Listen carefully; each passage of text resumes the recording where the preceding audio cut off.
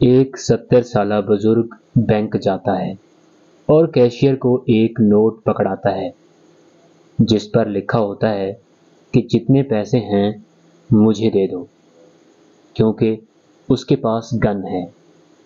Cashier خوف زدہ ہو کر اس کو $3000 کیش تھما دیتا ہے۔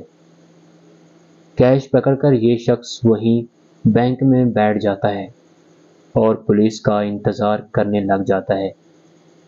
کچھ دیر بعد پولیس آتی ہے اور اس کو گرفتار کر لیتی ہے۔ تفتیش پر معلوم ہوتا ہے کہ بزرگ گھر سے لڑ کر آیا ہے اور گھر لکھ کر دے آیا ہے کہ وہ ایسی بیوی کے ساتھ رہنے کی بجائے جیل میں رہنا پسند کرے گا۔ بات یہاں ختم نہیں ہوتی۔